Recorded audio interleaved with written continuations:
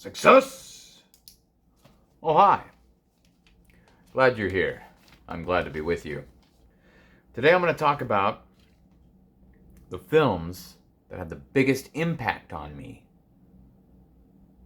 that were released in 2020. Now, obviously, there's the elephant in the room that 2020 hardly had any films because that's when the world closed. Honestly, one of the best times of my life. I know it's there's a lot of people out there who tragically passed away or got very, very ill. But for me, I spent 6 months out of work while the government paid my bills, and I got to hang out with my son, chilling at home, building Lego. The pandemic was one of the best times of my life. It was also the most dating I ever did. Probably not recommended, but it was interesting how everyone was eager, so secluded, eager to get out and connect with someone. So it was like a kid in a candy store. It was easy pickings, let me tell you. But anyway, so that was a good time for me. I never got sick till afterward because my son got it from school once school resumed because parents let their sick kids go to school. And anything my son has, I'll take. I still worked, though. I didn't take no time off work. You kidding me? Almost passed out mopping. That's neither here nor there, but while working at a movie theater, talking about movies being released, pandemic shut us down, caused my location where I worked to close, but luckily I was able to go back to my other location that I still work at. Anyway, I mentioned in the past video that I saw Power Rangers, the original Power Rangers back in the 90s. With my dad and my brother at a particular movie theater. And then like 25 years later saw the new Power Rangers with my dad and my brothers at the other movie theater where I now work. But I ended up working at the movie theater where we saw the Power Rangers back in the 90s when it was brand new. That's the building that closed during the pandemic. But I failed to mention what I've been sitting on in all of these videos is literally a couch, whatever you want to call it, made of plastic with cushions from that movie theater. We got rid of them when I worked there. My boss was like, let's get rid of these. I was like, I'll take one home. I don't have any furniture. Literally, my only piece of furniture is a couch that's 30 years old from a movie theater that I went to 25 years ago.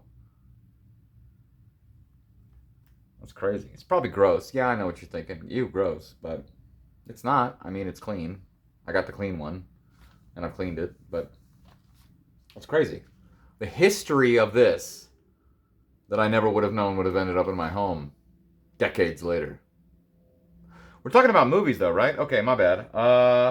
Where should we start? Let's start with Tenet, the movie that was supposed to bring us all back to the movies and save the movie theaters. And Tom Cruise was all excited, even though now he's all mad at Christopher Nolan for taking his premium screens. But all of the movies only get a week in the premium screens, even Spider-Verse, because that's the way it is because of the pandemic, all the movies got pushed back. So now this summer, there's a huge movie coming out every single week, so nobody gets the premium screens for longer than a week, and Tom Cruise thinks he's special. I don't think so. Oppenheimer even had the release date longer than him. First, I mean. But anyway, I'm going to get sidetracked. Tenet, though, came out, and I really wanted to see it because I'm a huge fan of Christopher Nolan. But I didn't get to see it in its entirety right away, but I would clean movie theaters that were empty. So I got to see bits and pieces.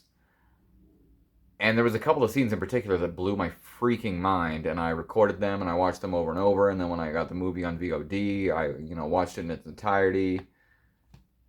I love Tenet.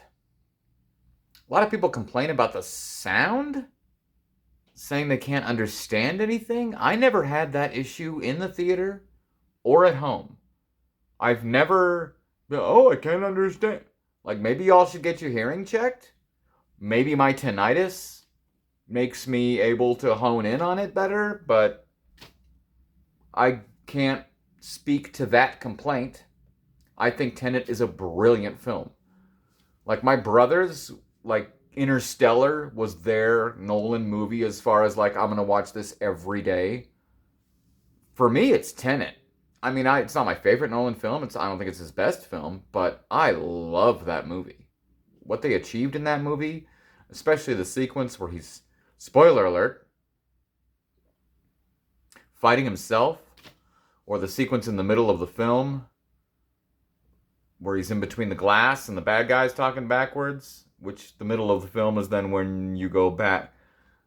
The movie Tenet is literally a palindrome itself. It's brilliant filmmaking and a brilliant story. Brilliantly written, brilliantly edited, brilliant stunts, brilliant visual effects, great acting. And then while he was filming Tenet, little Pattinson was like, I'm gonna go do an audition. And then Nolan was like, oh, for Batman? He's like, yeah. And then he got Batman, and because Robert Pattinson's a great actor. He just has done some not so great movies. But Tenet, phenomenal film. When she slides that dude's body off the boat, that cracks me up every time. But I could watch the scene of dude fighting himself, both the forward and the backward, over and over again. I want to watch them side by side. The backwards talking and the one, and then you get the literally the movie's a palindrome. You start at the middle, and then you get to the beginning, and then you end at the end. No, the end is the beginning. The beginning is the middle, and the middle is the end. Yeah, the movie's a freaking palindrome. Freaking masterpiece. Freaking masterpiece. People don't give that movie enough credit, if you ask me. What else was released this year? This is a short list, spoiler alert. Birds of Prey. I'll mention Birds of Prey. I'm not a huge fan, but I didn't hate it. I enjoyed it.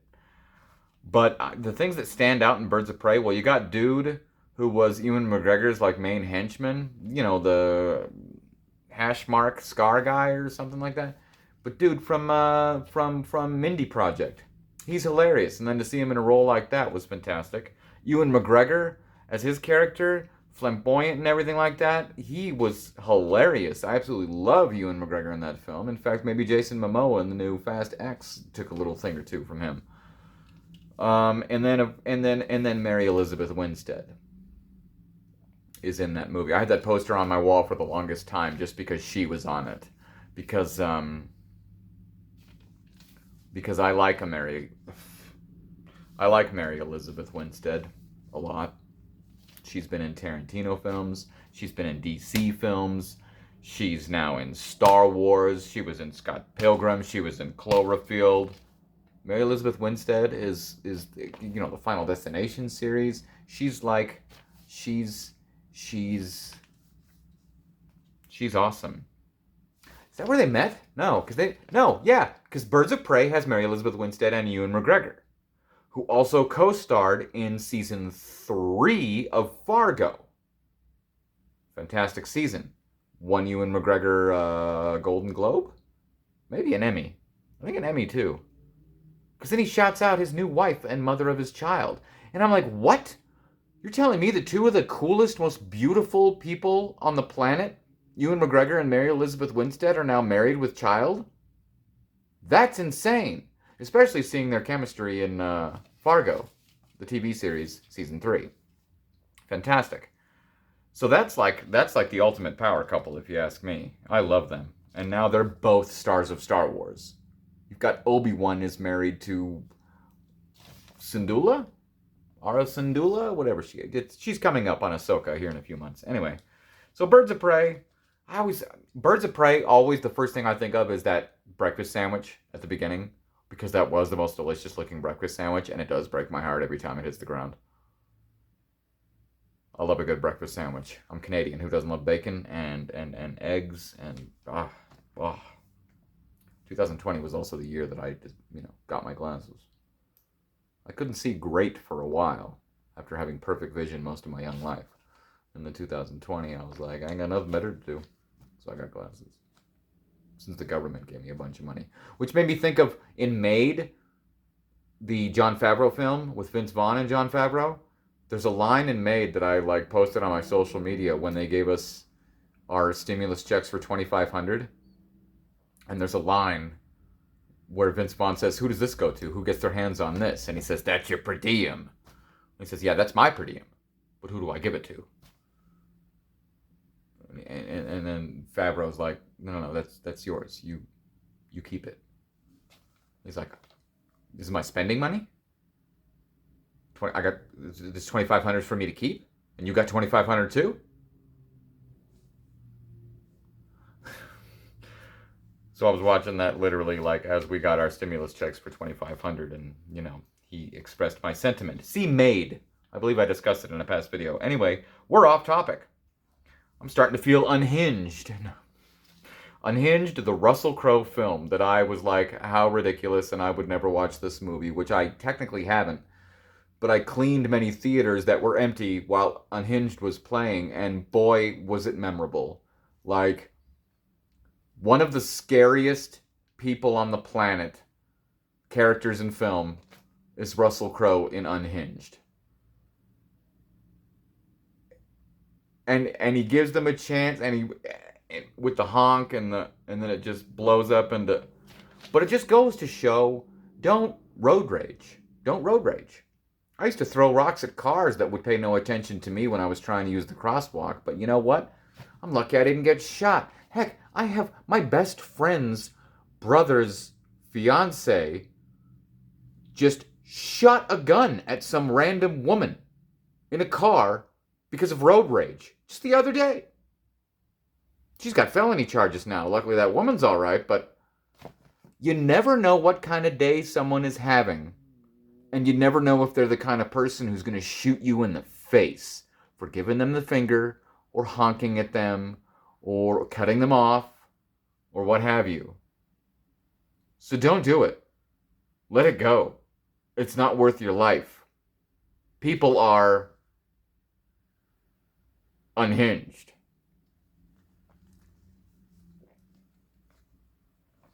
Greenland. I had somebody. We got Kandahar playing right now or something, and with Gerard Butler. I had a guy come up to me and literally say, "I'll take one ticket to the Gerard Butler movie." I guess Gerard Butler sells tickets. I mean, 300 is the only Gerard Butler movie I know. No, I know he's done other great stuff. But Greenland was one of those movies I, was like, it's just a silly, stupid, end of the world destruction Gerard Butler movie. What do I care? But I got around to watching it, and I think Greenland is actually a fantastic film. I actually loved Greenland. I enjoyed it thoroughly, especially as a father. I could relate to a lot that was going on in that film. And it was I just have to mention that Greenland, I think, is an underrated film. I very much enjoyed it. The Trial of the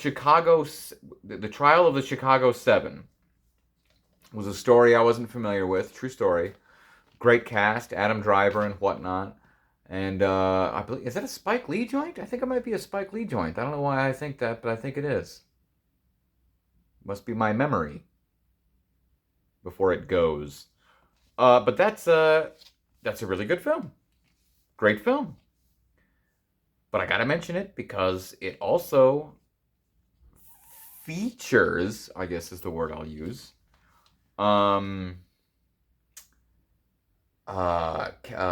Kate Miller, star of C-Lab 2021, who played Debbie, who follows me on social media, and I am very thankful for that. She has reached out to me many times. I've reached out to her many times. We've communicated many times. She's married to John DiMaggio, who voices Bender and Jake the Dog in Adventure Time and a billion other things, and has also had live action roles. When I found out they were married, I was like, what? Because my son and I met John DiMaggio.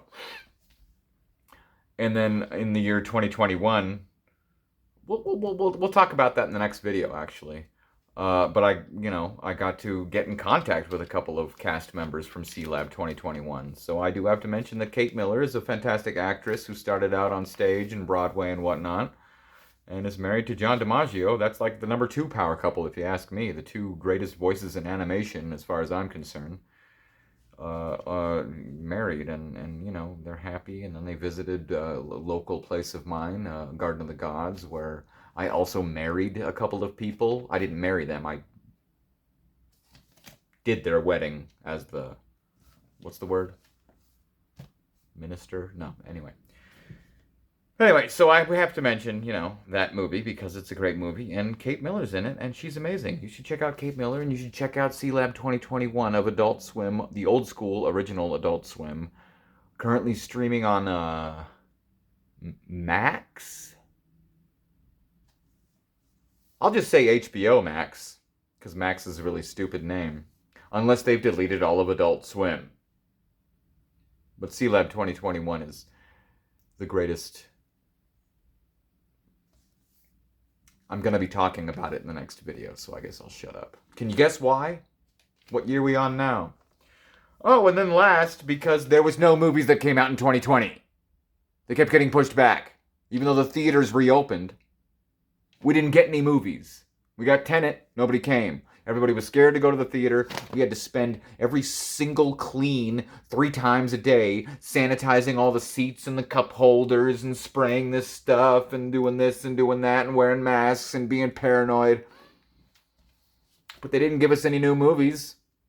They gave us a bunch of old movies for cheap. I'm shocked that AMC made it through it. I mean, they did a couple of things that actually helped us survive, and a couple of other large chains went under. But somehow, heartbreak felt good in a place like that. But the number one most impactful film that was released in 2020 during the pandemic was released on streaming and was made roughly, kind of, sort of, I think, somewhat at least, during the pandemic. Bill and Ted Face the Music. I love the first film. I think the second one, Bill and Ted's Bogus Journey, is one of the greatest comedies ever made and one of my all-time favorite films. Like, that one is the epitome. Like, I love that movie. And my son and I were very excited to check out Bill and Ted Face the Music, and that movie had no right to be as good as it is. I think Bill and Ted Face the Music is a perfect comedy. It's a perfect movie. It's a perfect capper to a trilogy. It does everything it needed to do. It was way better than it could have or should have been. Both the stars are fantastic and hilarious in it. The story is unique and fun and adventurous and hysterical and entertaining and engaging and it, you know, it goes, it's right along there with the second one and then you've got him, you know, Death, the guy from Tales from the Crypt, Demon Knight as Death.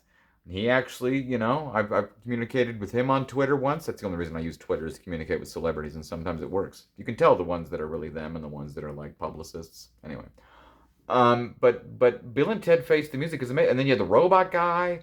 You had the references to the other ones. You have the fact that they, you know, there's the hell, there's the death. There's the 2-star female of their daughters who are fantastic and now big stars, especially, you know, the one who was in the new Scream movie and Ready or Not. But Bill and Ted Face the Music was just hysterical. My son and I loved it. Watched it multiple times. Bill and Ted with Bill and Ted, and then when they see them in the future, when they see them in the past, then you have the girlfriends. Some of them starts from Adult Swim. Children's Hospital, another fantastic show you should look up if you haven't seen Children's Hospital from Adult Swim. You need to see that. You're welcome. And just Bill and Ted Face the Music is just, I can't say enough. And if I tried, I'd be here for 3 hours. That movie's great. I love it. It's hysterical. It's brilliant. There's a great message at the end. I don't know how popular it is, or, you know, but regardless, it's underrated. And then I ended up having a great time with my best friend. Stopped by one night and spent the night. One of the last times I hung out with them before I didn't see them for a while. And then, you know, we were like, what should we do? And I said, oh, hey, let's watch this movie. And oh, yeah, I haven't seen it yet. And I'm like, oh, you're going to love it. And we laughed and laughed and laughed. That movie, I can't say it enough. Bill and Ted Face the Music. is amazing. I love it. It's right up there with the second one for me, which I like better than the first. And definitely on the list of the greatest comedies I've ever seen. Especially when you think of trilogies. Yeah, put it on the short list, for goodness sake. So hysterical. So creative and so brilliant in the story that it decided to tell and the twists and turns and directions that it took. Love it. Love it. I love it. That's why, to me, Bill and Ted Face the Music, which came out in August, was the best film of 2020 and the most impactful on my life. Because, shoot, I'm probably going to watch it right now, just having talking, but I'm just thinking about it. I'm like, man. I want to quote it, but then I just won't shut up quoting every single line from that movie. Because every single line from that movie is freaking amazing. I don't care what anybody says. If you disagree, I would say you're wrong, but you have a right to your own opinion. So you're not wrong. You're just an... Sorry, I was about to quote Big Lebowski. But anyway. Yeah. So, excellent. Okie dokie.